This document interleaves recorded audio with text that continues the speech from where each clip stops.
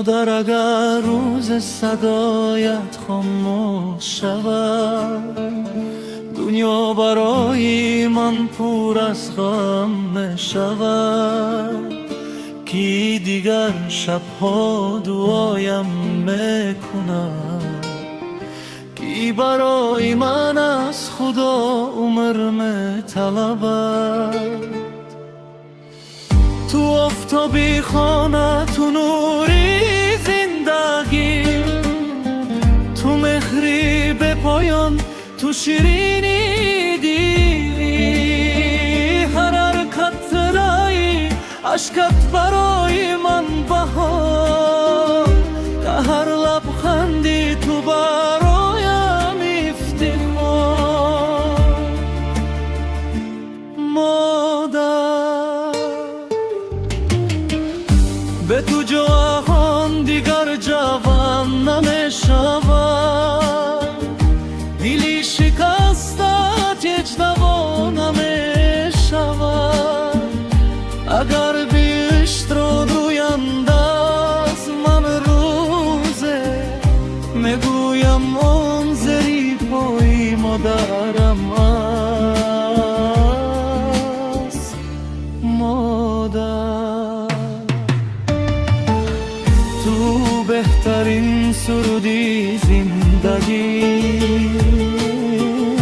تو بهترین دعای بندگی. تا نفس دارم تو را دوست می‌دارم، نامی تو را با عشق می‌سرایم.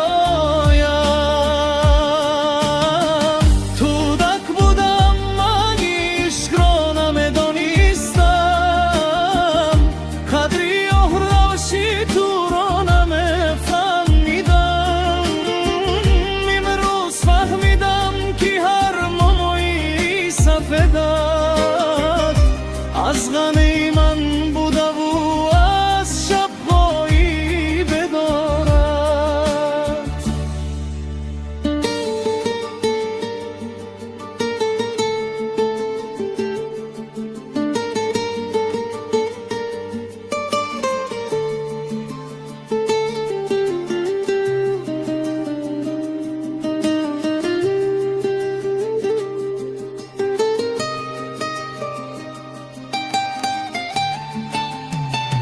اگر هزار بار تولد شدم، باز هم تو را مادر انتخاب میکنم.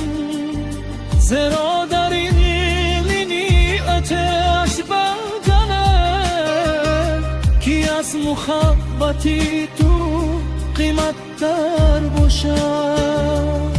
روزه کی دیگر صدایت را نشونم،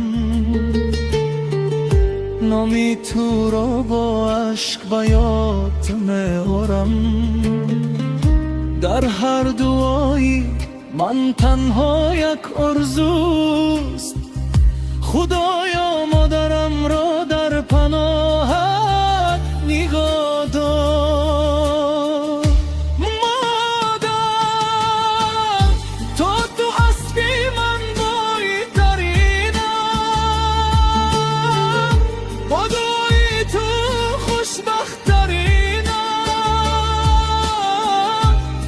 هرچی دارم از مهری توست. مادر تو تمامی دنیای من هستی.